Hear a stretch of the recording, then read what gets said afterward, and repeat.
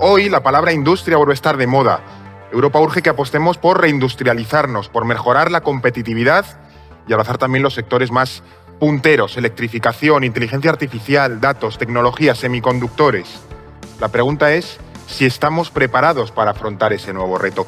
Por eso hoy, en No es el fin del mundo, hablamos de España ante el nuevo mapa industrial europeo. No es el fin del mundo, el podcast semanal del orden mundial. Los oyentes del streaming, del diferido, de donde estén, estamos hoy en Bilbao. Vamos a presentar a quienes nos acompañan. A mi derecha, Alba Leiva. ¿Qué tal, Alba? Pues muy contenta de estar aquí en el Congreso Nacional de Industria en Bilbao, que es una ciudad maravillosa y atendiendo y aprendiendo mucho de todos los que están aquí, de todas las industrias que están presentes aquí. Aquí tu gente de letras de confianza aprendiendo cosas sobre industria. One more time. Un día más. Es que es nuestro día a día.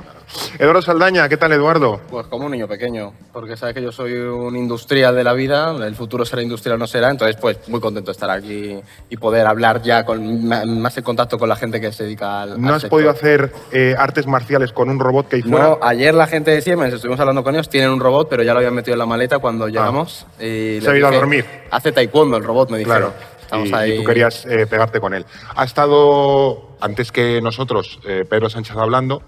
Podemos decir que ha sido nuestro telonero. Puede ser, si somos el técnicamente hablando, pues sería correcto. Ha dicho muchas cosas que vamos a comentar, ¿eh? Sí, Yo he sí. dicho, nos ha copiado el guión, lo ha visto. Claro. Al final, también para que nos estén escuchando desde la lejanía, estamos en el Congreso Nacional de Industria, aquí en Bilbao, que nos ha invitado para hacer este episodio y nosotros pues nos apuntamos siempre a este tipo de bombardeos. De hecho, luego estará con nosotros el ministro de Industria y Turismo, Jordi Hereu, se subirá al final del episodio, pues también para comentar algunas cosas y lanzarle algunas reflexiones o preguntas que creemos que pueden ser interesantes sobre el futuro de la industria. Pero primero nos toca a nosotros también para dar un poco de contexto.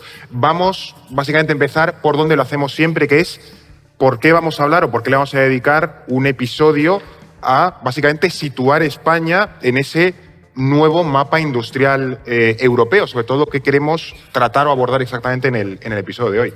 Pues a ver, en No es el fin del mundo hemos hablado mucho de política industrial, con los retos de la reindustrialización y también de la competitividad europea, especialmente desde el sector energético, no tanto un panorama más general de la industria, que es lo que vamos a hacer hoy, pero no nos habíamos fijado mucho en dónde encajaba España en este nuevo panorama. Sí. y creíamos que era interesante traerlo al podcast. Y además, estando en el contexto del Congreso Nacional de Industria, pues creemos que estando rodeados de la gente del sector es un buen lugar para tratar estos temas, ¿no? Y preguntarnos qué papel jugamos en esta reindustrialización, cuáles son nuestras fortalezas, pero también qué debilidades y qué retos tenemos, qué es lo que estamos haciendo bien y qué no, dado el contexto que manejamos. Y al final, analizar estos factores es importante para plantearnos la pregunta de qué papel queremos jugar en este nuevo panorama industrial global. Es que además aquí nosotros somos muy kissingeristas. En Bueno, cuanto al estudio de la política, nuevo concepto inventado. No es que yo esté a tope con Kissinger, pero él siempre decía que para entender el presente y el futuro tenemos que mirar al pasado. Y cuando estábamos pensando en cómo abordar esto, dijimos, oye, pues, ¿cómo preparamos el guión? Lo que vamos a plantear primero es estudiar un poco de dónde venimos, qué se ha hecho en los procesos industriales, porque nos va a ayudar mucho a entender qué futuro industrial tiene que plantear España en relación al futuro industrial que se está planteando en Europa. Y luego también vamos a abordar un poco la situación industrial que tiene España en un contexto actual de reindustrialización europea, de relocalización industrial.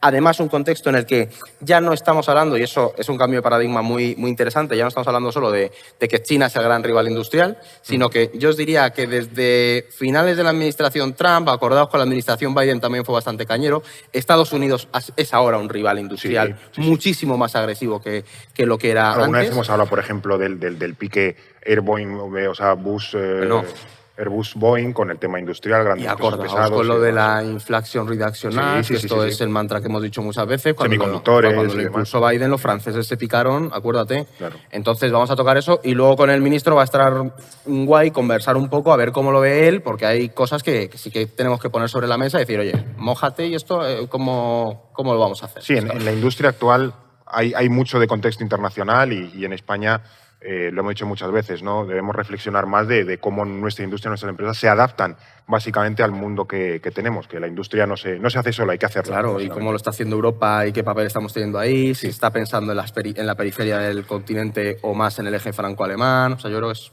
Sí, hay que desentrañar un poco ese mapa de pues, contexto, intereses, capacidades que tienen distintos países. Eso es lo que vamos a intentar desentrañar un poco ahí y, sobre todo, cómo encaja España en esta situación. Vamos entonces al lío un poco con la historia. Vamos a sacar ir abriendo el libro de texto, ¿no? Por el tema de la revolución industrial y todo eso, porque siempre que hablamos de la industria en España, ¿no? Siempre nos presentamos o aparecemos con una especie de segundón, ¿no? En la segunda fila.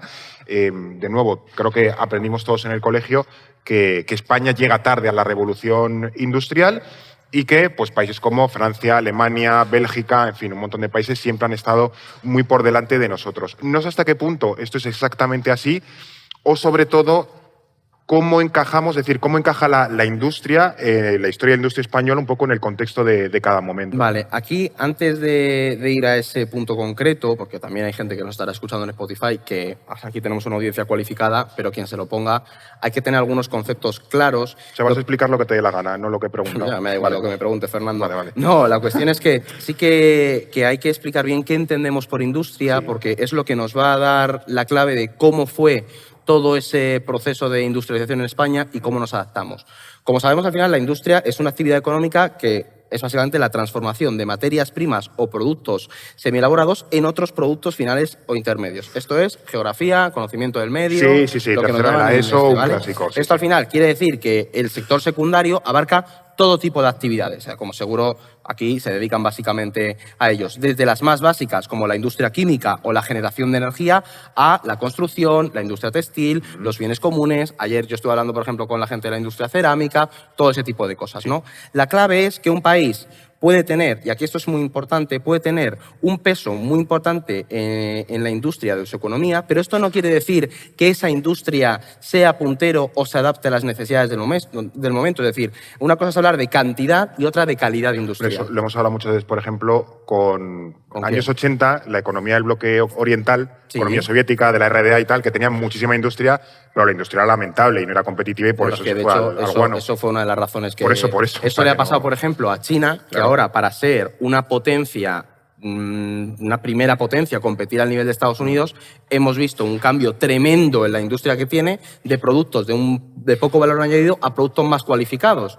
También ahí tiene el melón, que no podemos meternos ahora, de que los chinos nos los están comprando y nos los vamos a tener que comer nosotros. Sí. Pero eso es otro tema que... En algún eso es otro congreso de industria lo hablaremos. podcast. Es decir, Sí. ahora, probablemente en unos años, el Made in China ya no lo asociemos a las camisetas o los vasos, sino Cosa empezamos a baratilla, pensar sí. en teléfonos móviles, coches eléctricos, y eso también es un cambio, ¿no? Al final, ya sea a nivel histórico o actual, atender simplemente al peso de la industria en un país no quiere decir que ese país sea una potencia industrial. Tenemos que atender mucho a la calidad Claro. de esa industria, y eso también es muy importante ahí meterlo. Sí. Pero ya respondiendo a tu pregunta, porque Gracias. yo sí Gracias, que voy a Alba. responder Siempre el rescate. Bueno, tu a ver, pregunta.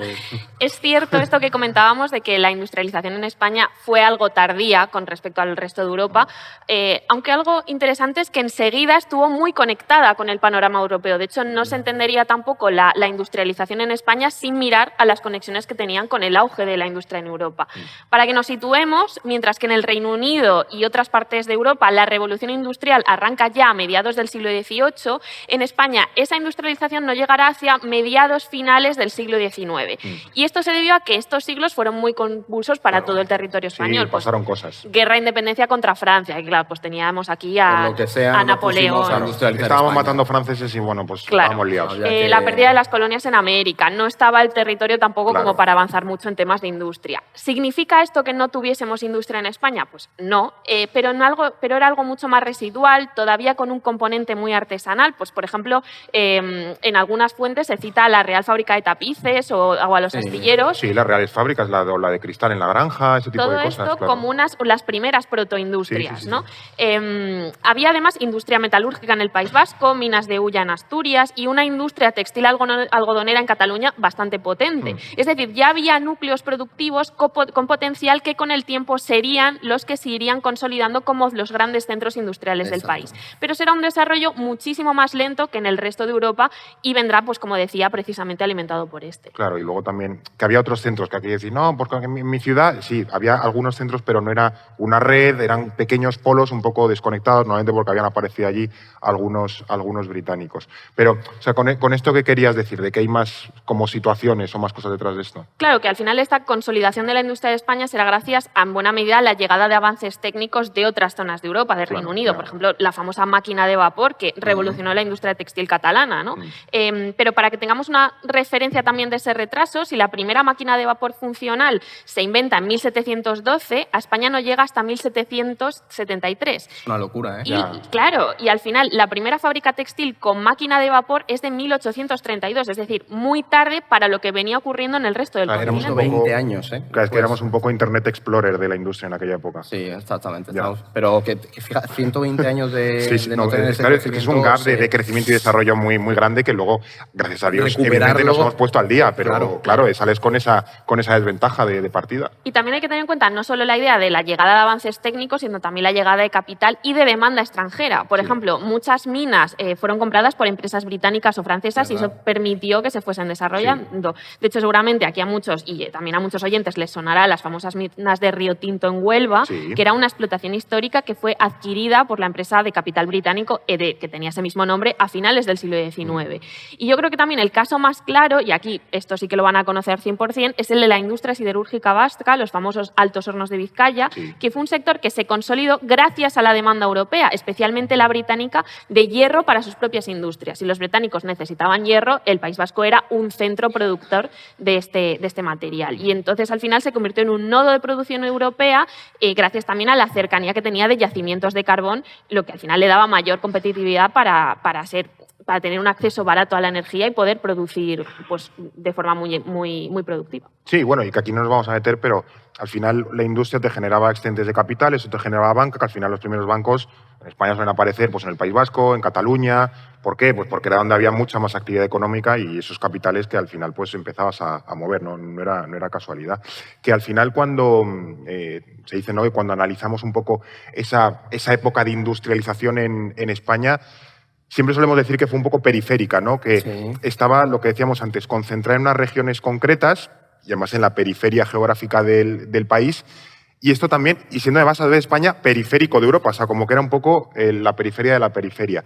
Y esto evidentemente tiene un impacto, o sea, que todavía se ve hoy. Es que además yo creo que es uno de los puntos más interesantes de analizar la historia de la industria y ver hacia dónde va a futuro, es entender el impacto que tiene en las dinámicas sociopolíticas presentes. Claro. Es decir, todo este no entenderíamos la política actual española ni las dinámicas que tenemos sin todo ese proceso industrial. Es decir, para que nos hagamos una idea del empuje económico que tiene y cómo transforma un territorio en el pasado y cómo puede transformarlo a futuro, ¿no? Al final lo que vimos en ese periodo es que se generaron grandes desigualdades, entre esas zonas se concentraban esos nodos industriales que tendían a ser más prósperos frente a otras que estaban más ligadas a la agricultura. Es verdad que eso poco a poco se intentó equilibrar y reducir esas desigualdades, pero sí que continuaron. De hecho, se intentaba compensar de forma activa, por ejemplo, con los famosos polos de desarrollo industrial, es decir, para desde intentar... la época más franquista, ¿no? Sí, pero bueno, ahí vimos que durante esa época... Una política activa. Sí, o sea, yo doy saltos temporales, pero básicamente durante la época franquista vimos cómo en ciudades de todo el territorio español surgían estos para también deslocalizar esas industrias dentro del territorio, ¿no? Como sabemos, eso también además alimentó... O sea, ese crecimiento industrial en algunas regiones también favoreció a los nacionalismos que ya había en esas zonas. El País Vasco, Cataluña, no entenderíamos. Por eso la vinculación de lo político con lo económico y lo industrial también está ahí y está presente. Es decir, acaba teniendo una transformación, una materialización en esos espacios. Pero esto, además, no es algo que solo pase en España. Hay países que están más industrializados y que tienen un equilibrio mayor a nivel territorial por la propia dinámica industrial que han tenido, pero podríamos mirar a algunos otros en los que sí que hay más desigualdad, ¿no? Al final, de nuevo, el caso del norte de España es muy significativo porque allí donde había altos hornos surgían otras industrias complementarias, como por ejemplo la naviera, o luego toda una red de industrias auxiliares que te iban potenciando el crecimiento de las otras industrias. Es decir, empezar a desarrollar esas zonas acababa permeando en todas las regiones de alrededor, que luego comentaremos otros casos. Uno también muy significativo de la brecha interna es el caso italiano. O sea, aquí no sé si habéis visto, pero siempre se dice que todos los mapas de Italia los puedes dividir con una línea en medio y tienes el norte verde al norte, rojo al sur. Y según vas al sur, cada vez más rojo. Pues en el caso industrial italiano también pasaba. Es decir, España tiene ese caso de los nodos. Por ejemplo, en Italia eran las zonas que estaban más pegadas al centro Europa. Aquí lo que vemos es Milán, Turín, toda esa zona. Claro, pero el País Vasco, pues tú tenías conexión con Reino Unido, Cataluña con rápido, Francia, o la Italia. zona de Cádiz, todo el estrecho de Gibraltar. Entonces el interior se quedó más vacía. Y luego tenemos otros, pues Alemania también pienso en ello, ¿no? La zona de esa división alemana. Pero bueno, ya luego lo podemos comentar, sobre todo porque es importante para el proceso de reindustrialización que vamos a tener que llevar a cabo en estos próximos años. Sí, que al final yo creo que lo interesante de esto es que no podemos entender las políticas que se llevan a cabo hoy en 2026 o que queremos llevar a cabo hoy en 2026 sin entender básicamente el contexto histórico que nos lleva a eso, que hace posible eso, porque al final somos herederos o llevamos una mochila de un bagaje histórico que al final no es una ley de hierro, pero nunca mejor dicho, pero nos condiciona, básicamente, o nos limita o nos hace pues incentivos en un lado y nos quita en otro. O nos ayudará a entender cosas que veamos. Claro. En el caso italiano, pues probablemente intenten impulsar industrias en el sur para solucionar los desequilibrios que llevan teniendo durante más de 150 años. Claro. ¿Sabes? Que, bueno, ya llegaremos a eso, ¿no? Un poco a los debates más actuales, pero con lo que quiero que nos quedemos es que básicamente llega un momento en el que España llega, tarde, como buen español, pero llega. Y ya en el siglo XX, ¿qué pasa? ¿Qué vas a decir? Yo discrepo. Hay un cliché de que los españoles vamos siempre con retraso, llegamos a 2 sitios, y ojo, porque bueno, yo sí llego un esto poco no es el tarde. tema de hoy, pero yo discrepo. Claro. Pero bueno, ya en el siglo XX no podemos decir que no seamos tan segundones, ¿no? Tampoco una gran potencia, pero ya empezamos a tener cierto peso industrial o por lo menos nos manejamos. Pero claro, al mismo tiempo tenemos el problema de que en el siglo XX pasan cosas, es bastante convulso, tanto para España como para Europa. Y esa convulsión también tiene un impacto para España, en definitiva, para su industria. Claro, este periodo da para mucho, así que vamos a intentar resumirlo, vamos a condensar el siglo XX. Hoy no podemos hacer capítulo de 2 horas. No podemos. Para desgracia de muchos de los adicentes. Capacidad de síntesis. Claro. Nos echan de aquí. Así que vamos a resumirlo en 3 hitos históricos o periodos clave. El primero es la consolidación y el auge de la industria a principios de este siglo XX, especialmente en el contexto de la Primera Guerra Mundial. Es un periodo que se caracteriza por el asentamiento de políticas industriales que buscan no solo promover y expandir esa industria nacional y mejorar las infraestructuras del país en general, sino también proteger a las industrias existentes con medidas proteccionistas. Es un momento en el que se sabe el valor que tienen esas industrias y ahora se intenta protegerlas, ¿no? Algo que además se replica en el contexto global y europeo, y España, como país neutral, sale beneficiada de esta devastación europea de la Primera Guerra Mundial y lo vemos en sectores específicos, ¿no? Por ejemplo, la siderurgia vasca, la minería asturiana, la armamentística de las 2 regiones, con esa famosa fábrica de armas de Trubia, también la de Ibar, también esa industria química o el textil catalán, que vive un auge sin precedentes, todo en un contexto de conflicto en el que el resto del panorama productivo europeo estaba profundamente dañado. Por lo tanto, puedes posicionarte. Esos años de entreguerra fueron ahí. No, España saca dinerito de eso, claro. Claro. Para aprovechar la inestabilidad internacional Eso es.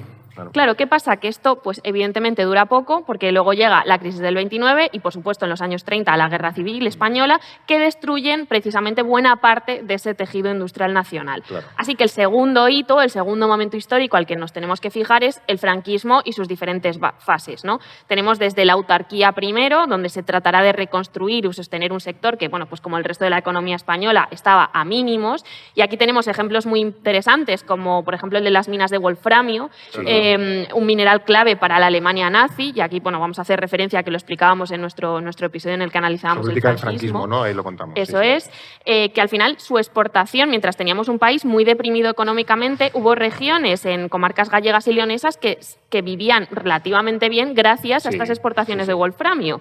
Y luego, por ejemplo, en 1941 se crea el famoso Instituto Nacional de Industria, el INI, que en 1995 fue absorbido por lo que hoy es la Sociedad Estatal de Participaciones Industriales, la SEPI, y el objetivo de este INI era fomentar la industria bajo esa perspectiva franquista del capitalismo de Estado, ¿no? A imitación del fascismo italiano, además. O sea, Eso que había Eso es. Y además, bajo el amparo de este INI franquista, nacerán o crecerán empresas hoy muy conocidas como la SEAT, Endesa, Enagas, Ence o Iberia, Sí. unas que siguen teniendo que en relevancia. esos años 50, 60 siempre me ha hecho mucha gracia. Claro, aquí hago referencia al episodio de Mad Men, que estamos aquí, ¿no? Campañas Sí. disruptoras, tal, campaña de Coca-Cola, Sí. tal, y nosotros aquí, nombre de una empresa, Empetrol. Claro. Empresa nacional de no sé qué. Bueno, pero esto es como lo de en Venezuela, PDVSA y cosas así. Claro, ¿sabes? pero que tenías una época en la que se curraban los nombres, Ya, el marketing pero de en España es Estados Unidos como siempre iban por delante. Empresa ¿no? Nacional de Chapas de Villablino. Bueno, y pero ya mira, está. los carteles de Iberia de su época, ¿sabes? Están muy chulos los Sí, de... sí, sí.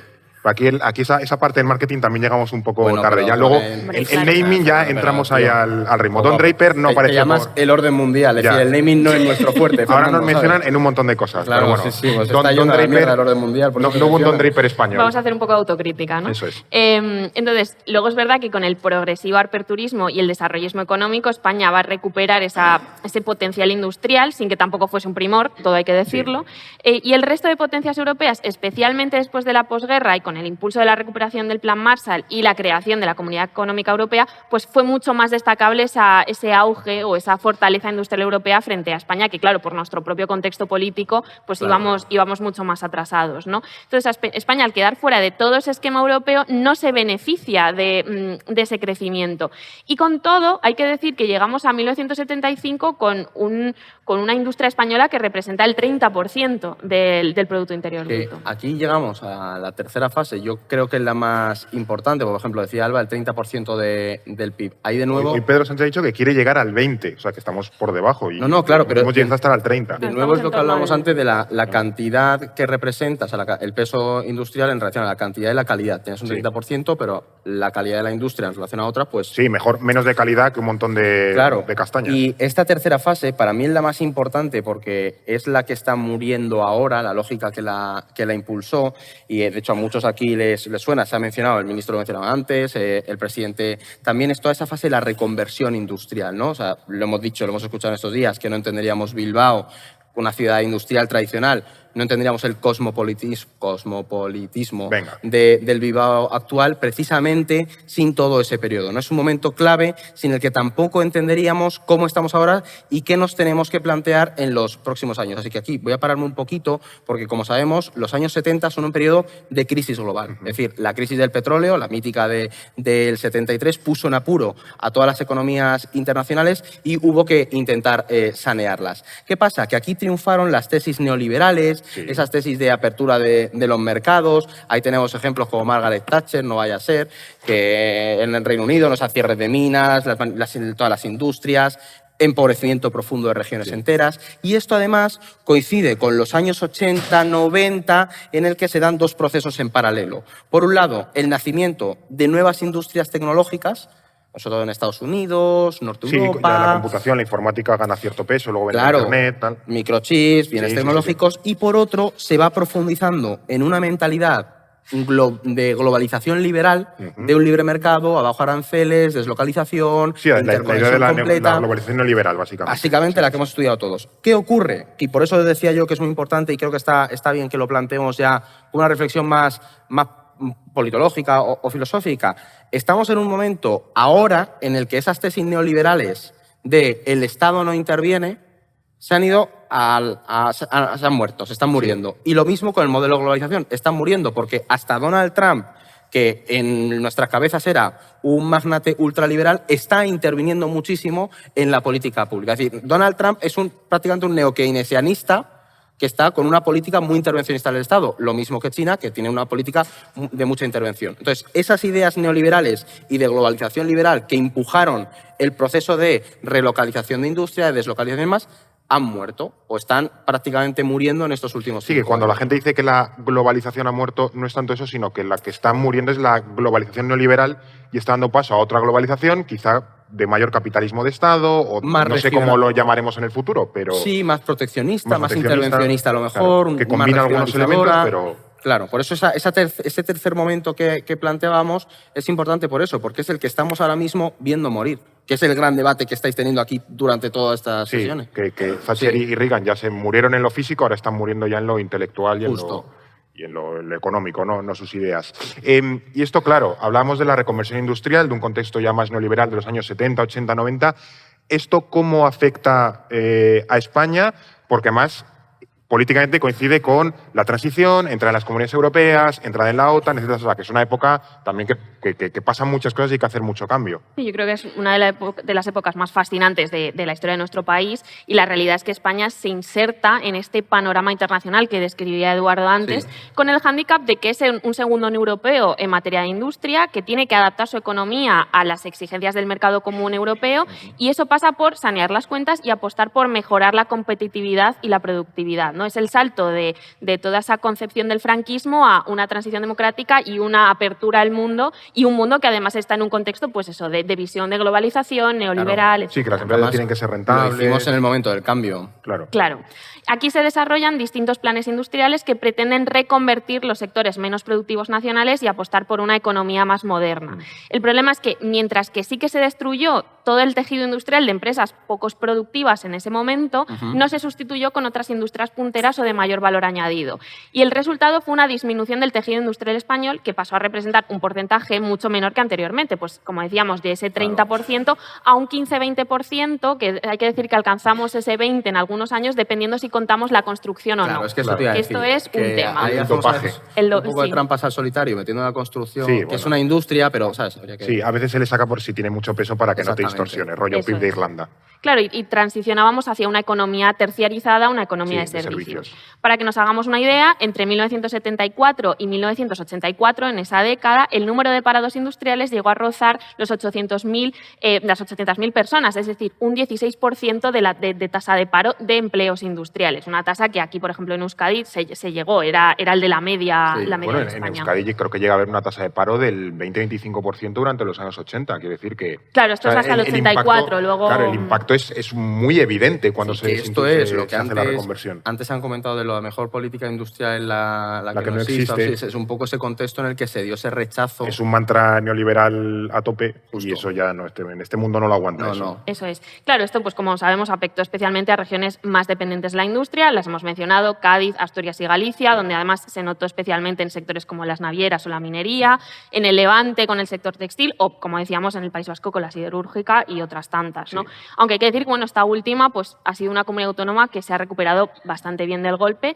pero en el fondo tenemos que hablar de que nos llevó a una crisis social en estas regiones que se vieron muy empobrecidas, muy deprimidas y casi forzadas a un cambio de mentalidad y de cultura, ¿no? Porque es algo que no solemos pensar, que cuando hablamos de economía y de cómo afecta a nivel local y quiénes trabajan ahí, también estamos hablando de mentalidades, de culturas empresariales, de culturas laborales, y eso también tiene un acervo identitario importante. Además, con el tema industrial, a mí me gusta mucho que nosotros estamos todo el día hablando de lo internacional, pero lo industrial tiene un patal local súper importante, ¿sabes? Por eso cuando tú cambias al mínimo cambio, tiene un efecto muy, muy rápido en tu población. Por eso Hombre, es que también... en la industria, quiero decir, la mayoría de empresas industriales de este país exportan a algún sitio. Eso ya tiene relación con el mundo. O traen las materias primas de algún sitio del mundo. Quiero decir que es muy rara la empresa que es estrictamente nacional. No, totalmente. Entonces... Pero por eso lo que comentaba Alba, de todo este proceso de cierre de industrias, también nos ayuda a entender que todo lo que desarrollemos a futuro tenemos que hacerlo en un marco muy bien, internacional. porque cualquier cambio luego va a afectar a la población, ¿no? Y al final lo que vimos también con todo este proceso es que se compensó con la llegada de fondos europeos, es decir, el Estado de la Unión Europea a España le ha venido muy bien porque ha habido una inyección de fondos para poder reconvertir esas zonas. Es verdad que España tendió a una terciarización de nuestra economía. Ahí está el caso del turismo, por ejemplo, evidente. Exactamente. Que, ese objetivo de los 100 millones y demás. Es donde destacamos. También nos hace un poco, puede ser una fortaleza, pero también nos expone mucho a cualquier vaivén que haya en ese COVID, sector. que vimos. Bueno, veo COVID o ahora no, pero cuando de repente crezcan otras potencias de la cuenca mediterránea vuelvan a resurgir, pues la tienes liada, ¿no? Pero también es verdad que creció otra industria por exceso o por defecto, que lleva bastantes años dándonos quebraderos de cabeza, que es la inmobiliaria, relacionada también con la construcción, porque con la construcción cuando preparamos el CAPI hablábamos que también hay empresas constructoras españolas muy potentes en el extranjero, pero es verdad que dentro del país la inmobiliaria en los años 90, 2000 tuvo muchísimo peso, que además alimentaba bastante, es decir, había un poco de vasos comunicantes, ¿no? El crecimiento de la industria inmobiliaria alimentó mucho la gallina del huevo de oro del turismo. Con la crisis económica del 2008 hizo que se cayeran las dos patas y tuviera un impacto muy grande. O sea, evidentemente la gente lo podrá deducir, que al final construir un edificio, una casa, el ladrillo eso es un bien industrial, pero luego la puerta, la ventana, el retrete, el fregadero, la lavadora, todos son bienes industriales. Claro, exactamente. No, y el hormigón, que tuvimos el capítulo de la arena y demás, al final pues la construcción sigue teniendo un peso importante, pero es el 5% más o menos del PIB industrial. Entonces, eso también tuvo su impacto en el 2008. Claro. Entonces, ahora sí, estaremos como en un 15-16%, ¿no? de peso más o menos de la industria en el PIB nacional, que no está mal, pero hay que intentar aumentarlo en un contexto internacional, eso, porque es un sector mucho más y ver qué industrias resiliente. Potencian ese crecimiento. Esa es la clave. Sí, esto me interesa porque ya que hemos llegado al presente, también creo que es interesante que hagamos un poco una radiografía, ¿no? de cómo están ahora mismo las cosas en España. ¿Qué podemos decir o cómo podemos decir que está el mapa industrial español ahora mismo? Pues lo tenemos aquí, los que lo vean luego en YouTube o en Spotify van a ver el mapa proyectado. Si miramos ese mapa, el tejido industrial está más repartido que en tiempos de la... Es un mapa de porcentaje de PIB industrial por autonomías. En España, sí, es un porcentaje es un mapa de colores por porcentaje, ¿no? Como decíamos antes, es verdad que sigue habiendo varios focos industriales, pero las regiones tradicionales es verdad que han perdido algo de peso frente a otras. Es decir, estamos repartiendo un poco mejor el peso industrial. Por ejemplo, Navarra, La Rioja o Castilla-La Mancha, ¿vale? Son 3 comunidades autónomas con un mayor peso de la industria en su PIB. En Navarra supera el 30% en 2023, es decir, bastante importante, está un peso curioso, ¿no? Luego están regiones clásicas como el País Vasco, siguen muy industrializadas, rozando ese 30%, pero otras como Cataluña o Asturias, ahí que tierra de Alba, han perdido un poco de ese peso industrial. Y otras, por ejemplo, han ganado, como Murcia, que ahora tiene un 26% de industria en su PIB, ¿no? ¿Qué pasa? Que viendo este mapa, es verdad que podemos pensar que tenemos un tejido industrial muy repartido y fuerte, que hemos superado todas esas grandes desigualdades territoriales, ¿no? Por un lado, es verdad que es así, porque implica que nuestra economía, la economía sobre todo de ciertas regiones, se ha diversificado más allá del sector servicios, que además, o la agricultura, que suelen ser sectores más precarizados, con un ingreso menor. Menos competitivos en general. Claro, entonces eso, pues bien, nos hace un poco más resilientes. Otras, en cambio, han pasado a depender mucho de la industria, pero es verdad que, por otro lado, también tenemos que atender no solo al peso de la industria, sino, de nuevo, al tipo de industrias que tenemos. Es decir, la riqueza que generan, cómo se organizan, cómo de internacionalizadas están, qué presencias tienen. Por ejemplo, luego lo veremos, pero muchas de estas industrias son pymes. Es decir, no tenemos grandes empresas nacionales, a lo mejor preparadas para competir en un contexto global como el que se nos viene, sí, que a lo mejor Chapas Manolo es una empresa industrial. Y chapó por ellos. Pero a lo mejor son 5 y, claro, no tienen la competitividad que te puede tener un, yo qué sé, ThyssenKrupp en Alemania. Ese es el asunto, ¿no? Y lo que descubrimos es que mientras la industria pesada ha ido perdiendo peso, la industria del automóvil, la agroalimentaria, las renovables, son actualmente los principales vectores, ¿no? Por ejemplo, esas 3 industrias son claves en las 3 regiones con mayor peso de la industria que hemos comentado antes. Pensad en la agroalimentaria, en torno al sector del vino en La Rioja, pues eso es una industria, aunque no la tengamos tan presente, pero es una industria que mueve muchísima pasta y da trabajo a muchísima gente. Sí, preparando el episodio me metí en Google Maps, aquí ¿sí? Quienes escuchen saben que soy yo muy fan de Google Maps, a ver cómo era de grande, porque Navarra es la comunidad con mayor porcentaje de PIB industrial. Y es en buena medida, no solo en buena medida, porque tienen la fábrica de Volkswagen, que es casi tan grande como Pamplona. La tienen a la de Pamplona y es como un troncho enorme. Claro. Y luego también no solemos pensar, por ejemplo, que a muchos les puede sorprender, ¿no? Que Castilla-La Mancha sea la tercera Sí, es que en el mapa se ve muy bien. No pena que no lo hayamos traído para proyectar. Con mayor porcentaje de PIB industrial. Y eso, sobre todo, hay mucha industria en Castilla-La Mancha, pero una de las más importantes es la industria ganadera, industria del porcino, sobre todo, que no pensamos... claro, o sea... Y luego también, por ejemplo, en La Rioja mucha agroalimentaria, que eso también emplea obra de mano femenina, que eso también es importante. Entonces, que parece que no, pero a lo mejor solemos pensar en lo industrial como una fábrica enorme. Sí, un alto horno de Vizcaya. Claro, que es como muy visible, pero no en pequeñas fábricas o cosas que al final transforman bienes más primarios y donde hay Bueno, muchas, lo que hablábamos, y que crean mucho tejido industrial en lo que en tú España. me contabas de cuando fuiste a Castellón. Toda la cerámica, claro. Sí. Lo grande que es toda la industria cerámica en esa zona. Yo no lo sabía y a lo mejor hay oyentes que se lo estamos contando y no tenían ni idea, pero Sí. es gigantesco el espacio que ocupan. No, y que sobre todo puede parecer a lo mejor no sumar mucho en el PIB nacional, pero en comarcas, regiones enteras, es lo que sostiene. Quiere decir que como cierra una fábrica en esa zona, te has cargado la economía de toda una región, de muchísimos pueblos. Entonces, sostener esos sectores o esas actividades es importante porque al final te cohesionan el país, ¿no? También por seguir avanzando en esta cuestión, que entiendo que esa industria, por ejemplo, el agro, ¿no? Que es clave para la economía.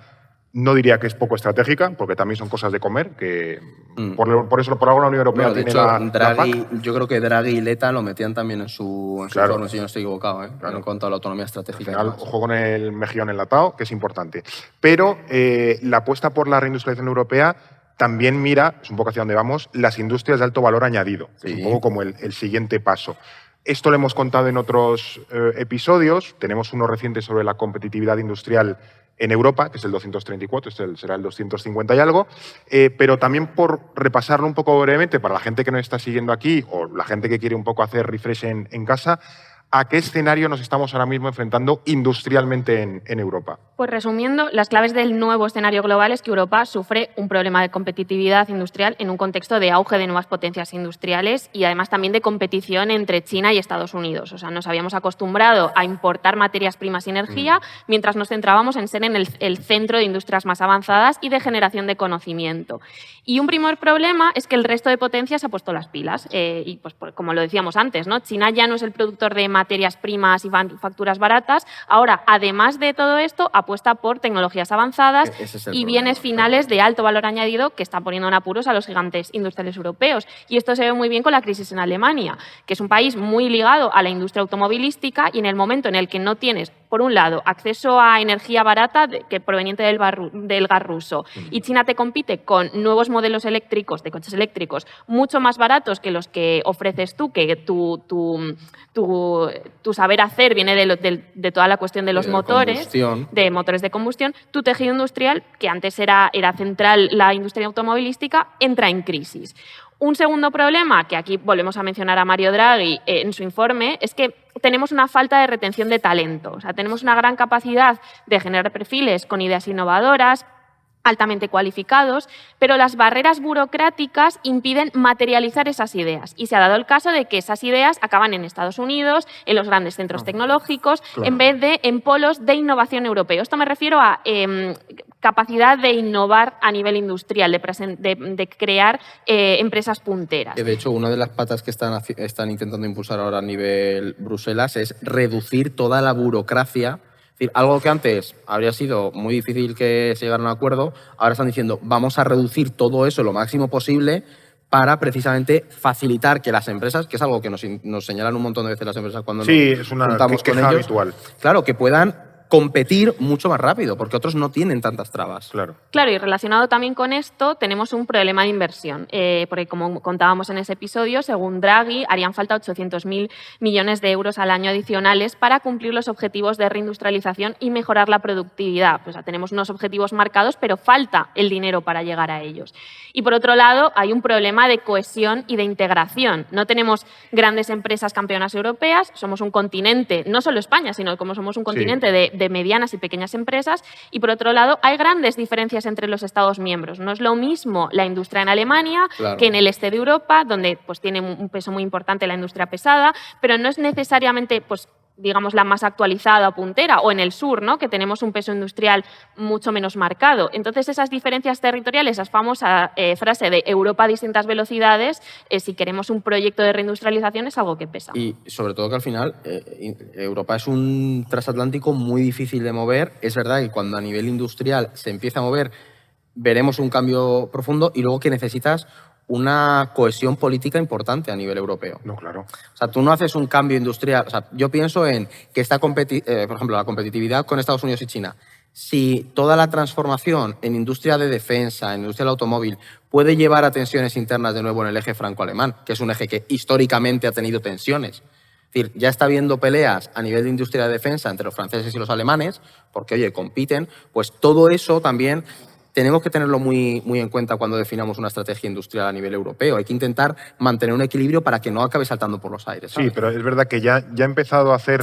Ha empezado a romper girar, un poco la sí. idea esa de la Europa a dos velocidades, de mira, quien quiera avanzar, que avance, y quien no quiera avanzar, pues bueno, que se quede ahí un poco a su Por rollo eso- y cuando quiera entrar, que entre. Por eso hay que ponerse las pilas pronto. Claro, entonces a lo mejor crear un pequeño núcleo de potencias europeas que sí que quieren avanzar e integrarse más en ciertas áreas y yo qué sé, pues si la Hungría de Orbán no quiere, pues chico, quédate ahí y ya en algún momento... Ya llegará. ya ¿No? llegará, y claro. ver cómo las potencias intermedias pueden subirse o encajar en la nueva reindustrialización de toda la región. Claro, pero es que incluso esas potencias intermedias o esos que pueden estar de acuerdo también tienen desigualdades entre ellos. Entonces Claro. tú puedes bueno, no estar claro. alineado a nivel político, tener unas grandes diferencias, pero es que incluso en los polos más próximos también existe esos problemas de cohesión o esas dificultades, a Justo. pesar de que haya voluntad política. ¿Y España cómo encaja en esta Pues situación? es que en este básicamente es escenario? lo que nos toca hacer, como esa potencia, la idea de la eterna potencia media, Ya. que puede ser uno de los 5 de los Big Five europeos, tenemos que encontrar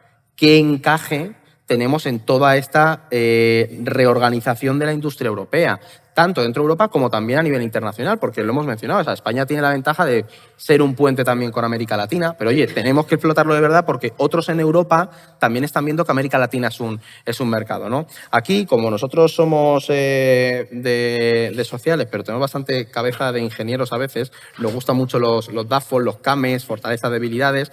Entonces, si lo planteáramos así, por ejemplo, fortalezas que tenemos, pues es verdad que tenemos un mix energético mucho más diversificado que otras partes de Europa. Es decir, los alemanes que se reían del resto de los europeos, pues de repente cuando Rusia decide ser aún más imperialista y invadir Ucrania y te corta el gas ruso, pues tienes un problema, ¿no? Ahí lo vimos y es verdad que nosotros sufrimos también un aumento de los precios, pero nuestras industrias pudieron resistirlo mejor que las alemanas, que a veces lo obviamos, ahí tenemos el capítulo de Alemania que hicimos en su momento, Sí, pero sí. han tenido una subida de precios energéticos alucinante. Entonces, pues nosotros, gracias a Dios, el ser una isla energética nos ha ayudado a estar un poco más preparados para un contexto más inestable a nivel energético, ¿no? Luego también, además, tenemos una gran producción de energía renovable, que eso, la renovable, de nuevo, lo hemos comentado en muchos capítulos, energía y tecnología van de la mano hoy en día. Es decir, y esa es la lucha geopolítica va a estar en ese entorno. Siempre, pero sí, pero, bueno, hoy más que nunca. pero hoy en día mucho más. Es decir, tú necesitas un semiconductor de TSMC o una máquina litográfica para poder... Es decir, está muchísimo más interrelacionado, ¿no? O sea, al final, en 2021, España produjo la mitad de su electricidad con renovables y es un sector que ha crecido muchísimo, sobre todo la eólica. Entonces, esa capacidad productiva es muy positiva en el sentido de que ya tenemos una red industrial potente de generación de renovables. Entonces, una de esas patas de la reindustrialización está yendo precisamente por ahí, ¿no? Y luego, la posición geográfica de nuestro país como tal es muy interesante para todo este nuevo proceso de cambio global. Nos encontramos con procesos de regionalización y nosotros, precisamente, estamos haciendo frontera con una de las regiones que va a ser clave en la relocalización industrial. El norte de África va a atraer muchísimas industrias y España está a las puertas de ello. Yo creo que se ríe Alba porque yo creo que luego va a ir como, ojo, claro, Edu, que te estás columpiando por ahí. Lo comentamos con el ministro de aquí, muchachos. Vale, sí, ahí van, vale, perdón, que me adelanto. Y luego, en cuanto, por ejemplo, hemos dicho fortalezas, oportunidades que tenemos. La energía solar, es decir, todavía no hemos sacado todo el potencial energético solar que tenemos. Hay gráficos muy, muy curiosos de esto, que ves el potencial y luego la capacidad, y España tiene muchísimo potencial, pero a lo mejor... Estoy tirando un poco de memoria, no sé qué fecha era, pero yo veía que Alemania producía más energía solar que España. Hace unos años y era como... Incluso Reino Unido, si no recuerdo Por eso, mal. yo no sé si eso se ha revertido. Aquí, que tiene mérito que Reino Unido produzca solar, pero bueno, ahí estaba. Bueno, pero o sea, a lo mejor saben dónde poner el panel, claro, ¿sabes? Claro. Esa es la clave. Pero bueno, que yo estoy tirando de memoria, pero recuerdo que eso se daba, ¿no? Entonces, ahí queda muchísimo margen para mejorar, seguir expandiendo. Luego, como oportunidades, tenemos la formación. Se ha apostado, además, nosotros en el orden mundial siempre hemos insistido mucho en la formación profesional. Se está apostando mucho por eso. Necesitas mano de obra para el sector industrial, ¿no? Que es verdad que tienes la universidad, pero también complementarla bien con una formación profesional, financiar esos planes para formar a gente. Y luego también está la idea del capitalismo de Estado. Es decir, las décadas anteriores, hemos entendido que el Estado tenía que alejarse y no meter mano en La idea los está de procesos. la mejor política industrial, la que no existe. Vale, eso se ha revertido y ha acabado. Es decir, en China lo meten mano, Estados Unidos se está achinando muchísimo más, no tendríamos, Elon Musk no sería quien es si no fuera por los contratos del Pentágono. Es decir, el Estado tiene que tener una presencia, que no hablamos de intervenir y gestionarlo todo, pero sí tener una presencia, y eso es a nivel español, pero también a nivel europeo. Es decir, Bruselas y la Comisión tienen que tener una presencia en la estrategia industrial. Es que me emociono con estas cosas. Es que a mí me gusta mucho la industria. Bueno, yo ahora voy a bajarte porque Sí, yo traigo claro. con el lado cenizo y pesimista, que son las debilidades y amenazas. Bueno, vale. Bueno, Que también las hay, que claro. también las hay y hay que señalarlas. Eso es. Una de las debilidades, de las primeras debilidades, es que bueno, tenemos una industria mucho más débil en comparación con la del resto de Europa, y esto se traduce en una menor capacidad para competir y en una menor mentalidad también de inversión y de formación industrial. Lo que decíamos también un poco esa cuestión más identitaria o de mentalidad, ¿no? En este sentido, también somos, como decíamos antes, un país de pequeñas y medianas empresas industriales, que al final también hay que decir que un panorama atomizado puede ser una fortaleza en cuanto a competencia y diversidad, pero si queremos apostar por tener o contribuir a grandes campeones europeos que puedan competir en ese panorama internacional, pues hay unos saltos que dar, hay unas dificultades. Nuestra posición geográfica puede ser una ventaja, pero también puede ser un inconveniente, porque no Ya somos sé por un dónde vas país ahí. tan inconectado con el resto de Europa, y eso dificulta que podamos integrarnos bien en un potencial ecosistema industrial europeo transnacional, como sí que puede ocurrir en lugares fronterizos entre Alemania, Francia, bueno, incluso con Suiza, Eso se que ve no con sea las de comunitario. interconexiones eléctricas, por ejemplo. Claro, que Bélgica, Alemania, Francia pueden tener el Valle del Ruhr, nosotros estamos a Portugal, que... No, bueno, pero no joder, es lo Alemania mismo. siempre ha deslocalizado industria a la República Checa, por ejemplo, Polonia o a también. Polonia, Sí, ¿sabes? sí, Hungría. Sí. Claro, entonces eso nosotros nos falla un poco más, ¿no?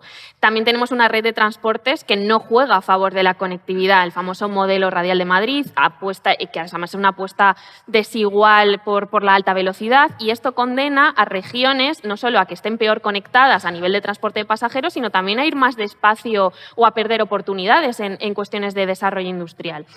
Y aquí también tenemos que fijarnos en las amenazas, ¿no? Y están muy relacionadas con las debilidades. La primera amenaza es Francia, nuestros vecinos Hay franceses. que Como siempre. Lo siento, no sabemos si hay franceses aquí en la sala, nos estarán escuchando, pero en algunas cosas Sí, Sí, con el, algún poquito de palo en la rueda. hay pone. que tenerlos en cuenta. Claro, sobre todo con el tema de la isla energética. Aprovechan esta debilidad de nuestra posición geográfica para bloquear la energía barata que producimos, porque quieren proteger su mercado de la energía nuclear.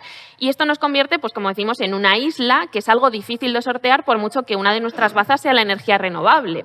Claro. También tenemos que señalar como amenaza la fortaleza de otras potencias, sobre todo potencias de nuestro vecindario. Estamos rodeados de países que también están haciendo una apuesta muy clara por la industria, tanto a nivel de sectores específicos como de infraestructuras, y que son mucho más baratos y competitivos que en España. Ejemplo, Marruecos con el puerto de Tánger, que se está convirtiendo en un nodo de Sí. transporte absolutamente fundamental. Bueno, hace unos días salió la noticia de que ya Tangermed ha superado Algeciras, Valencia, Es que lo de Tarragona, Tangermed Barcelona, está siendo- a nivel de tránsito. Claro, Sí. y luego también esto también respecto a su apuesta por otras capacidades industriales, por ejemplo, cuestión de energía solar. También podemos mencionar a Turquía con Yo te la iba a decir producción eso. de acero, que esto es Claro. competencia no solo de España, sino en O general de toda de Europa. Europa. O los turcos, cómo se han convertido al final en actores intermedios para que las presiones a China se puedan puentear a través de Turquía, los Cosas aranceles rusas. a Rusia se Sí. puedan puentear a través de Turquía. Sí, sí. Es decir, han metido un acelerón muy gordo a su industria, la industria de defensa turca. Sí. Claro, esto también, y aquí nos hemos fijado en países más de nuestro vecindario, ¿no? Con quienes además también tenemos relaciones bastante estrechas. Pero acabamos de firmar un acuerdo comercial con India, ¿no? Que será beneficioso para ciertos sectores, pero también es una amenaza para otros. Antes hablábamos del caso de la cerámica, que Eduardo Sí. estuvo hablando ayer con empresas del sector de la cerámica, y cómo esto pues, puede ser una competencia Además. muy clara para sectores que además sostienen regiones Luego, enteras. después del cóctel, yo llegué por la noche, a las 12 de la noche, y me puse a leer sobre la cerámica porque me llamó la atención y me metí a leerlo en internet. Y O es sea, verdad. ¿por qué dormir pudiendo leer sobre cerámica? Bueno, cada uno tiene sus cosas, Claro. pero yo no lo sabía. Yo no sabía que... Porque nosotros habíamos hablado del acuerdo de la India y yo no sabía que iba a tener ese impacto. Y es verdad que toda la zona de Castellón está muy preocupada por qué va a ocurrir con la cerámica india, porque resulta que hay una región de la India que es puntera, ya lo era, en la exportación de cerámica a Europa, y ahora se prevé que entre más. Entonces, claro, ahí hay un reto para una potencia como España, que es, oye, hemos firmado este acuerdo a nivel europeo, muy bien, pero ¿qué pasa con lo mío? Claro. Es decir, Claro. vas a tener que atender todas las necesidades de todos los estados, también los acuerdos transnacionales que firmes. Y también pensemos que a nivel de atracción de inversión, todos estos países, nuestro vecindario tan productivo, tan atractivo, también puede ejercernos de competencia. Claro. Bueno, pues es que yo tengo aquí un foco de inversión que me atrae mucho más que lo que pueda ofrecer Y que no está España. mal, que también te ayuda a prepararte, ¿sabes? Es decir, pues son amenazas o competencias, no pasa nada, tendremos que aprender a prepararnos para eso. Sí, estas son cuestiones interesantes que ahora vamos a profundizar con el ministro de Industria y Turismo. Yo La creo verdad que es que lo hemos dejado el entorno un poco... No, hombre, bueno, ahora que pueda aportar su visión con estos temas que tiene España de retos, así que le vamos a invitar a que suba y que nos acompañe. está aquí. Señor ministro, un aplauso. Esto es No es el fin del mundo. Primer podcast en el que está. Pues sí, sí. Bueno, bien. Para todo hay una primera vez, entonces. Iba a decir de industria y de lo demás. O sea, Esto es para cafeteros, ¿eh? Para El mí nuestro- es una primera experiencia. No, Bueno, estamos allí disfrutando tanto que bueno, estoy emocionado. pues nada, que un gusto tenerle por aquí. Creo que también es interesante que comparta alguna de las impresiones que hemos estado comentando, ¿no? Al final nosotros damos un poco el contexto, intentamos dar las claves, pero luego creo que también al final quienes tienen la capacidad de hacer cosas, de lo que es impulsar políticas, son los políticos, es el gobierno. Entonces, en ese sentido también, quizá un poco que la primera pregunta, la primera cuestión sea también su diagnóstico de en qué punto está España, la industria española en este caso, en relación a la industria europea, que puede ser, no sé si a veces aliada, a veces competidora, y en general el contexto internacional. ¿Cómo ve ahora mismo a la industria española? Pues bueno, yo creo que llevamos 2 días, ¿no? Debatiendo los retos y todos los desafíos que tenemos y también a la vez, bueno, yo creo que tenemos los grandes activos para afrontar los retos. Oye, una previa, yo estoy encantado de estar en un podcast hablando desde la geopolítica de la industria. Me parece, lo digo en serio porque ayer, para mí, uno de los grandes retos que tenemos es cómo generamos cultura industrial, Ya. especialmente para atraer, para hacer pedagogía de lo que representa ahora la industria, que es muy diferente a la industria de cuando yo era joven como vosotros, que me parece algo increíble, ¿no? Y por tanto, es que será muy importante hacer difusión de la nueva cultura industrial con claves nuevas para romper los tópicos que aún están muy asentados en el imaginario colectivo. Y en este sentido, oye, os quiero agradecer muchísimo el poder, vosotros que os dedicáis a la reflexión geopolítica, introducir este elemento de reflexión industrial que me parece algo increíble. Yo creo, y quiero partir de una tesis, estamos sobre todo ante una gran oportunidad industrial desde España y os diría desde toda la península ibérica. Y por tanto pondría más énfasis en todas las oportunidades que tenemos y sobre todo porque yo creo que estos 2 días del Congreso lo que se ha expresado es que tenemos problemas, tenemos limitaciones, tenemos grandes retos, pero tenemos la capacidad y la voluntad, que es colectiva, de la unión de políticas públicas junto con la energía que nos viene de los protagonistas industriales, trabajadores, empresas, emprendedores. Y yo creo que quisiera empezar, estamos ante una gran oportunidad. Pero es evidente que la oportunidad se gana si estamos muy activos, minimizando amenazas, intentando que todos los puntos débiles les podamos dar la vuelta y, digamos, aprovechando al máximo las oportunidades y los puntos fuertes. Y, por tanto, yo diría que tenemos una buena oportunidad. Mira, ser ahora ministro de Industria en la España del 2026, sin duda, es muy diferente al entorno de hace 10 y 20 años. En el ministerio tenemos todo el pasillo de todos los exministros de Industria. Bueno, su entorno era totalmente diferente a lo que ahora vivimos. Y yo creo que habéis descrito absolutamente el cambio de paradigma en el que nos encontramos. Yo siempre lo explico en términos personales, vitales, disculpad. Yo empecé a trabajar hace 35 años en el puerto de Barcelona. Y trabajar en un puerto como el de Barcelona hace 35 años era asistir al nacimiento del paradigma o el desarrollo, la eclosión del paradigma que estos años han terminado, que es el paradigma ya pasado. Era globalización de un mundo que decíamos era un mundo plano, donde la emergencia de la lucha por la competitividad, hija de la globalización, sin matices, porque veníamos de una geopolítica, de un mundo confiable. Y había caído el muro, algunos teorizaban que se terminaba la historia, bueno, qué clarividencia, digamos, ¿no? Mundo plano, donde en aras a la competitividad era la eclosión de la especialización productiva en el mundo. Y dábamos en aquel paradigma por bueno, por tanto, la deslocalización productiva. Y por tanto, los procesos, yo años después lo viví en visión urbana, estando en un ayuntamiento como el de Barcelona. La desindustrialización, la deslocalización, aún de una industria que su imagen no era la chimenea con una hoja verde, sino que era aquella actividad cada vez menos compatible con el entorno urbano, por ejemplo, cosa que ahora está cambiando muchísimo. Y por tanto, aquel paradigma de la globalización donde la geopolítica no emergía, quedaba como un juego donde en aras de competitividad se especializaba. Ahora esto ha cambiado radicalmente. Y vosotros que sois expertos en geopolítica, es evidente que una de las consecuencias es el redescubrimiento por parte de Europa de algo que llevamos con retórica muy liberal y ya lo llevan practicando las otras grandes regiones en el mundo.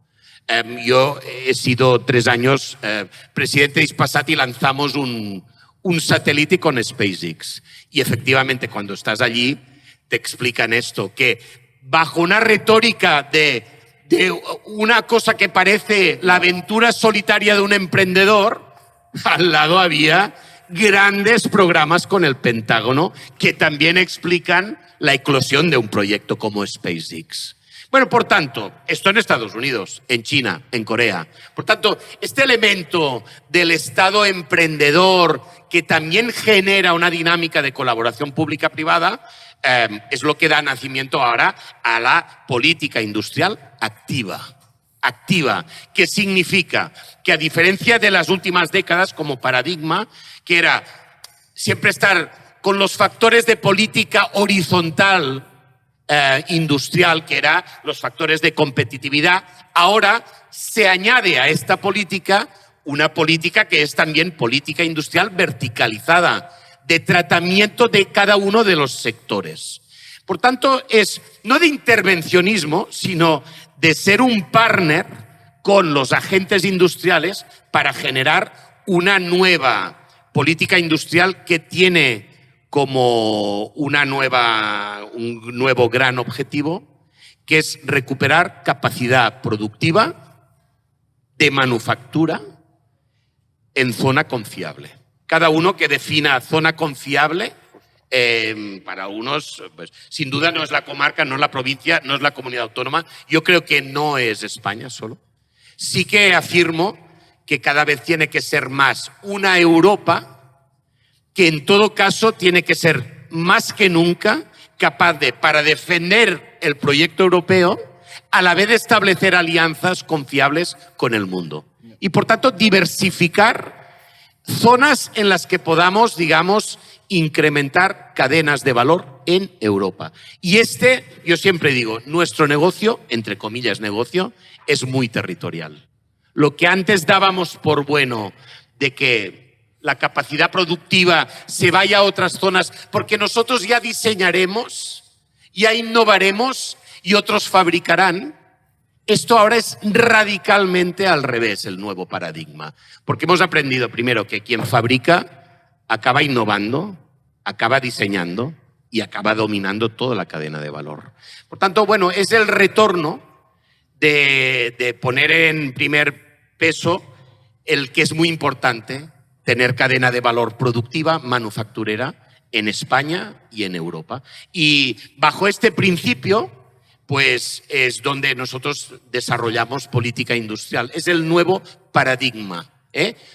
Justamente no es neoproteccionismo, sino viene de una cosa que yo creo que es la mejor defensa, en términos, diríamos, futbolística, es un buen ataque. Yeah.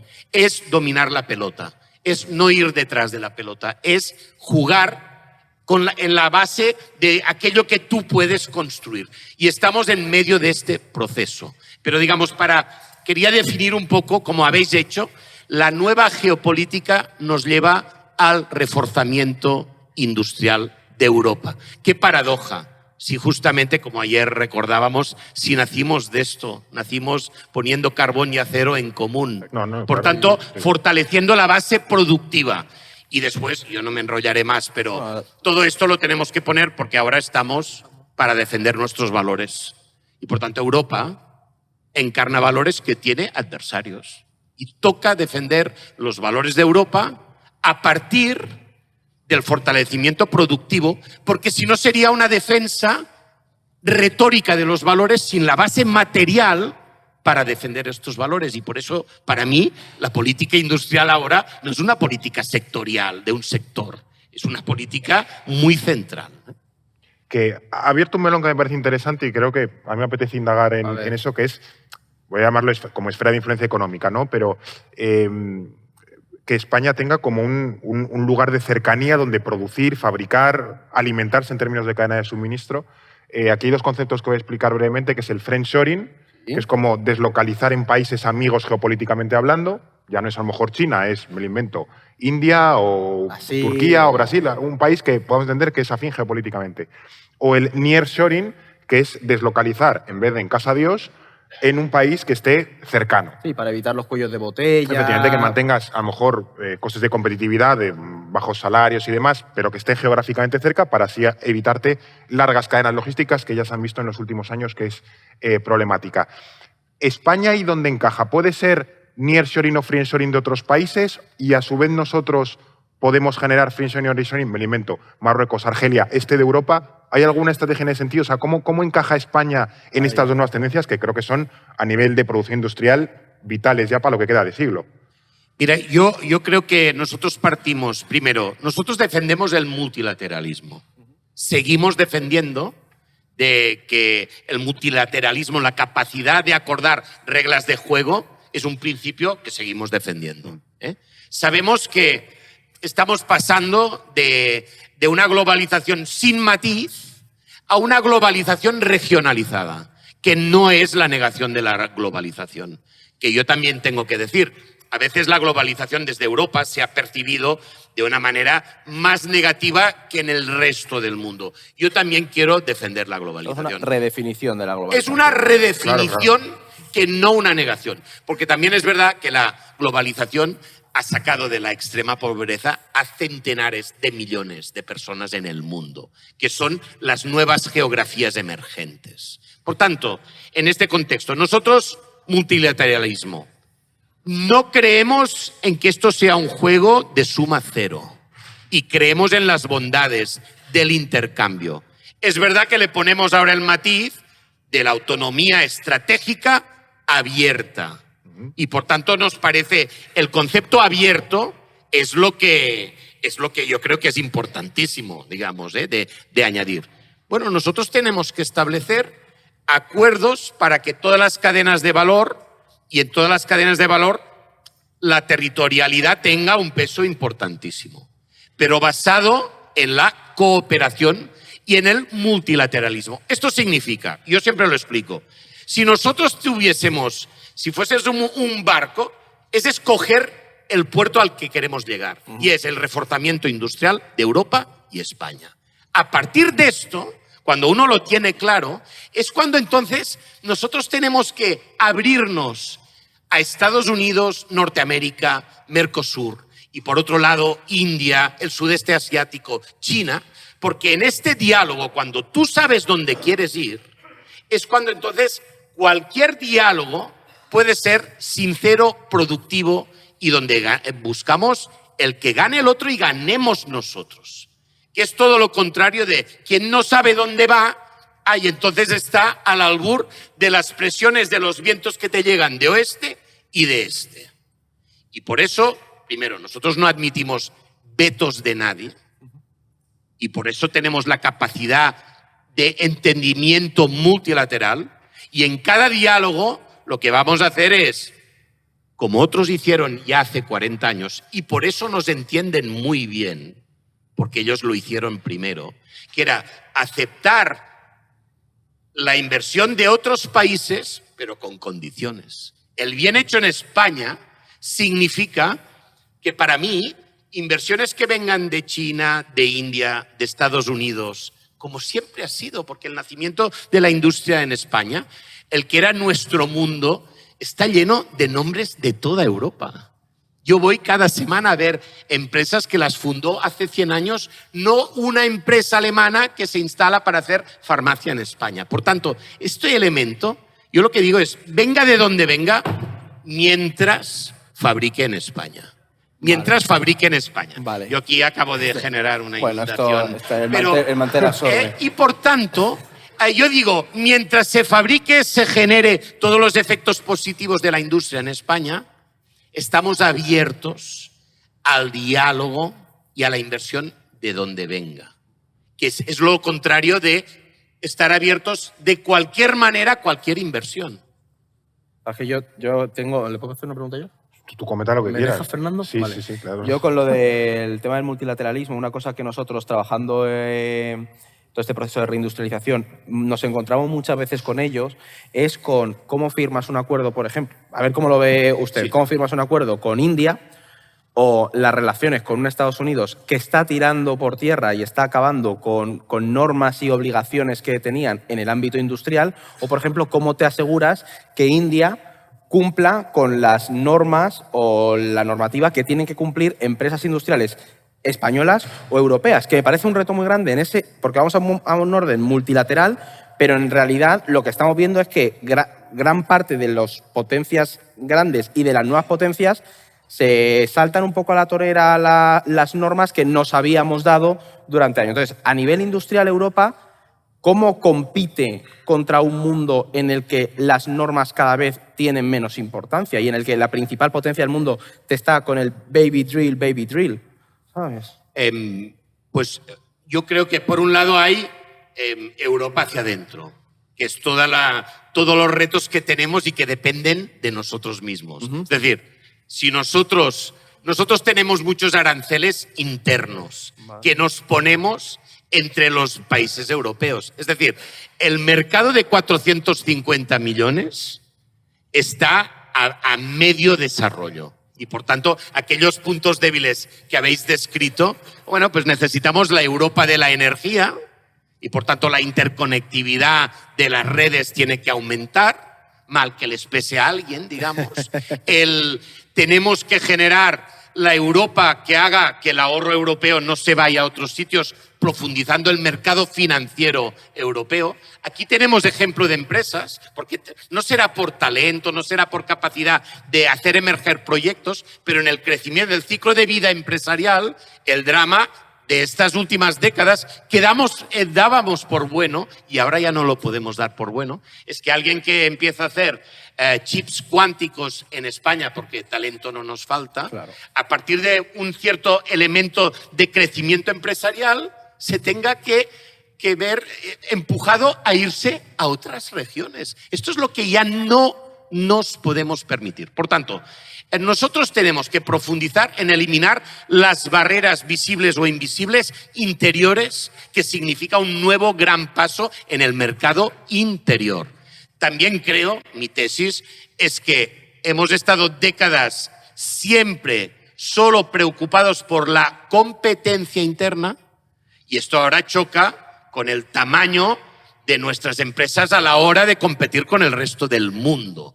Por tanto, hay un elemento a que nosotros tenemos que generar más proyectos paneuropeos, de escala europea, de tamaño europeo, para seguir compitiendo. Por tanto, tenemos el otro gran apartado, simplificación. Es evidente que somos de una gobernanza más compleja que otros, pero nosotros esto Ahora tenemos que simplificar porque el tiempo es dinero y por tanto es otro elemento. Son, digo, variables que dependen de nosotros. Por tanto, hay un elemento que es buscar la fuerza interior europea, que muchas veces significa la gimnasia de superar los egoísmos nacionales para ir a proyectos de escala europea, de agrupación de escala europea y no hacernos trampas al solitario entre nosotros. Por tanto, profundización. Esto tiene una base política, que es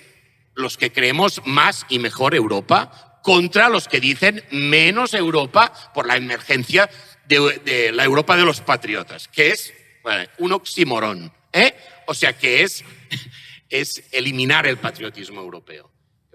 Lo digo porque esto es si no, todos son dificultades. Por tanto, es más Europa que nunca. Y el otro es, de Europa hacia el mundo, por ejemplo, es superar la etapa ya de la globalización o el comercio naif con el resto de Europa, que es, por ejemplo, si tenemos que aplicar el CBAM, ¿no? Por tanto, el mecanismo para igualar, oiga, pues que haya los sistemas de control, de trazabilidad, para que no te hagan triangulaciones a través de países. Claro. Por tanto, es tener una política comercial europea responsable, seria y con control de lo que te entra y de lo que te sale para igualar las condiciones, significa tener este diálogo en el que tiene que ser como condición que salgamos beneficiados las dos partes. Y por tanto, multilateralidad, la capacidad de entendernos con todos para rebajar vulnerabilidad y para ganar en resiliencia. Si te falla un mercado por hiperproteccionismo, ir a buscar otros mercados. Y entonces, bueno, en definitiva, es tomarnos más en serio que nunca Europa, que significa su desarrollo, su defensa frente a otras regiones y la profundización de lo que depende de Europa hacia nosotros mismos. Y entonces, yo creo que con esto nosotros lo que tenemos es que ir ganando. Yo creo que la base de un cierto a veces declive fue que hace 25 años no asumimos la revolución digital con la fuerza de otras potencias. Sí, esto ahora... Y bueno, hicimos que lo que yo ahora tengo aquí, claro, todo depende de otros. Bueno, esto tiene que cambiar. Esto tiene que cambiar. Por tanto, nosotros empezamos a perder productividad por no coger a tiempo el tren de la nueva revolución digital. Y esta es una asignatura pendiente de Europa. Y evidentemente nosotros tenemos, yo apoyo lo que ya se ha expresado, tenemos que ir a una nueva gobernanza europea donde profundicemos los que nos creemos el proyecto europeo para, digamos, para profundizar en esta. Necesitamos más rapidez en la toma de decisiones y, por tanto, mayor eficacia. Yo creo que en base a esto, nosotros es cuando con el Magreb, con India, con Turquía, con China, podemos establecer a partir de nuestra propia fortaleza, que yo creo que la tenemos.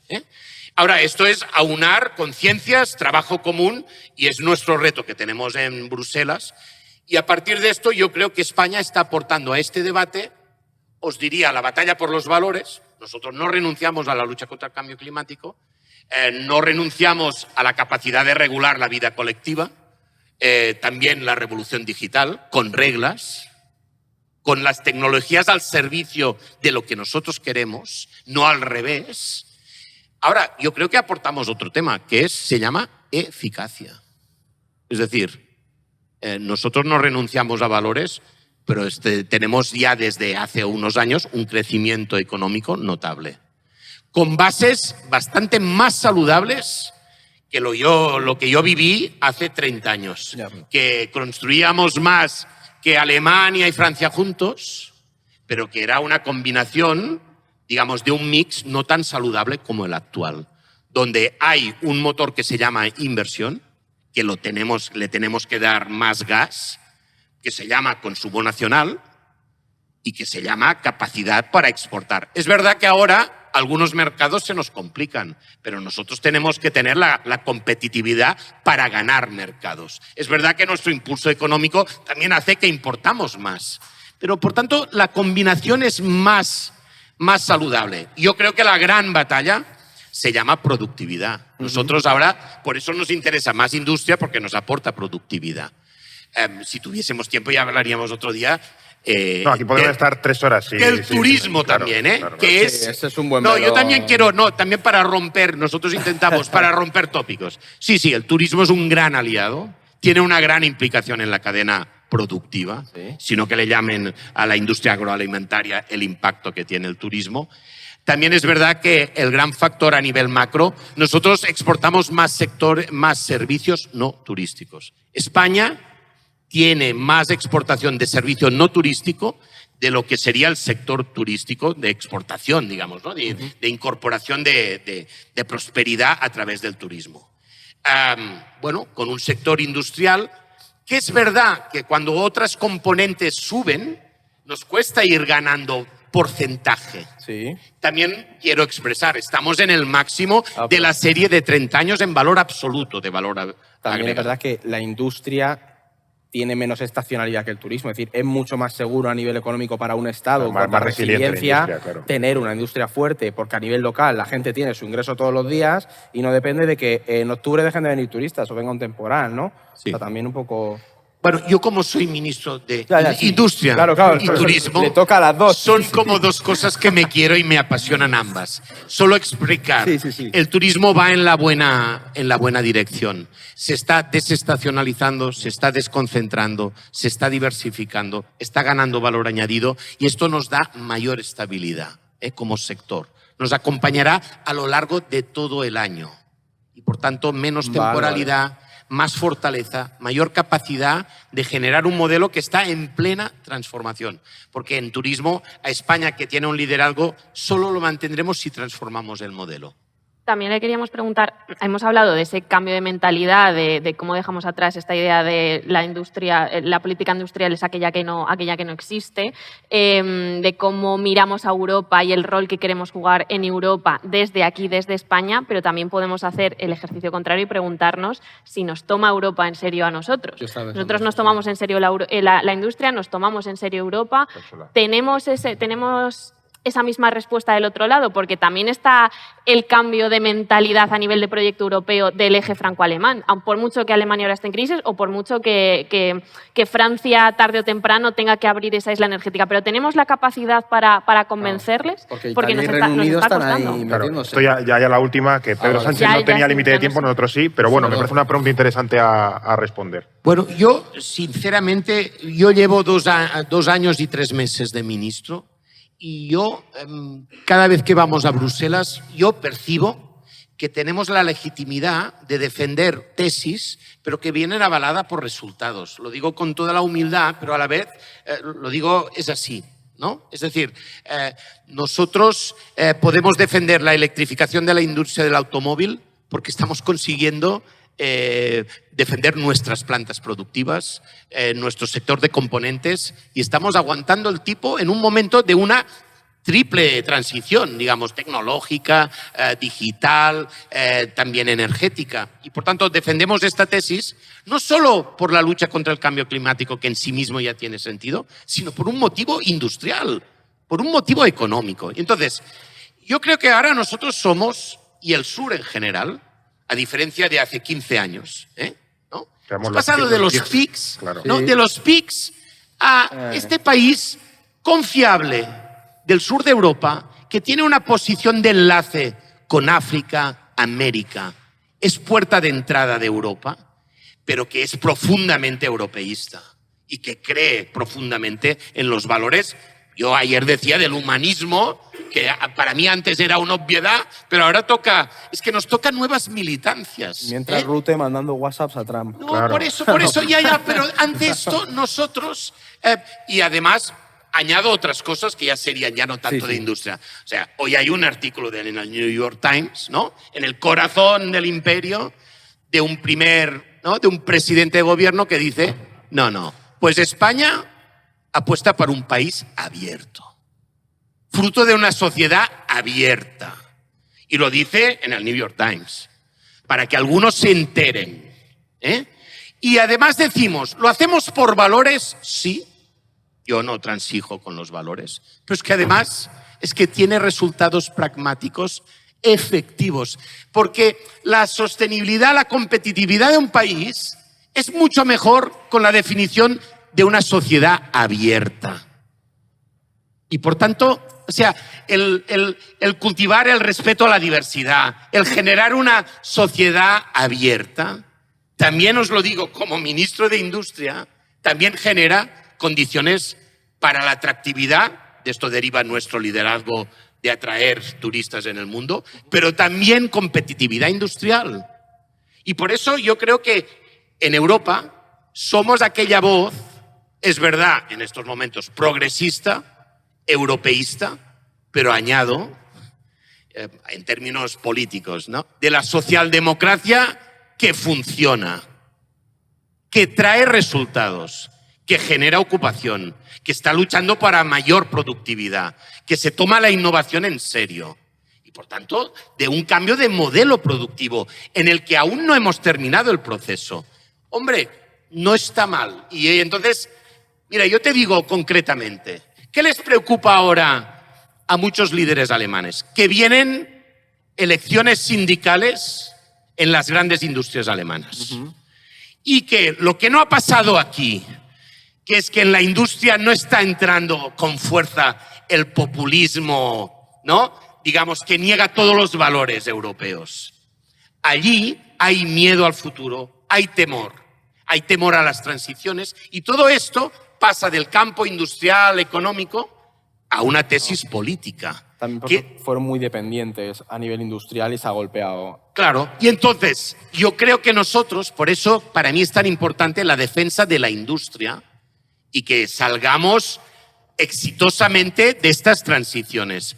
Porque cuando la gente ve que nosotros creamos nuevas gigafactorías, que se defiende... Yo voy a muchas más inauguraciones industriales que a gestión, que también nos toca, de crisis, que también nos toca. Eso está bien. Hombre, claro. Está bien. Te aseguro que es increíble, porque tenemos que estar a las verdes y a las maduras. Nosotros tenemos que estar en las crisis y cerca de la gente. Ahora, es evidente que nosotros estamos atrayendo proyectos industriales en España. Esto es la gran barrera contra los cantos de sirena de los que quisieran volver a etapas pretéritas de neoproteccionismo o de un industrialismo banal, ¿no?, de economías autárquicas, ¿no?, de la Europa de las naciones. Bueno, que me parece, entre otras cosas, un error industrial. Esto sí que te lleva a la decadencia. Bueno, por tanto, yo creo que nosotros, ¿cómo nos ven? Bueno, con alguien que quiere, bueno, en definitiva, nosotros queremos una Europa federal. Profundizar en el proyecto de una Europa que se tome en serio. Por eso el presidente del gobierno decía, nosotros queremos mancomunar más recursos europeos para generar este nivel europeo con más ambición. Bueno, estamos a debate. Hay otra gente que dice, no mancomunemos más deuda europea. Bueno, nosotros decimos, creo que nos ha ido bien esta solidaridad paneuropea. Y lo decimos como la economía que más crece. Con la pandemia pero la tendencia es, a nivel europeo es al contrario. Es decir, por mucho que diga... sí, pero no. Yo no veo a Merz diciendo vamos a unirnos de la mano, a ver cómo salen las elecciones en Hungría. O sea, me explico que yo entiendo la tesis, pero también lo que vemos es que estamos planteando en un contexto en el que vemos las grandes potencias, bueno, menos China, que China te quiere abrir el mercado, pero también es muy intervencionista y muy proteccionista en su mercado interno. Entonces, como que yo entiendo el punto, pero me cuesta ver cómo materializarlo y cómo a nivel europeo, en el medio plazo, puede haber un consenso así. Porque lo veo complicado y ves las tendencias electorales. Francia el año que viene vienen elecciones.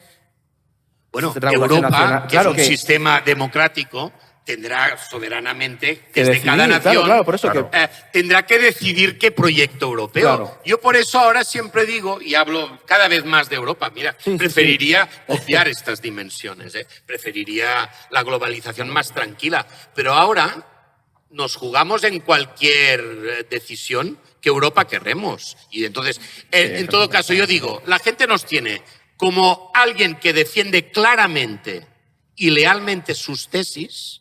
Creo que venimos avalado también por resultados.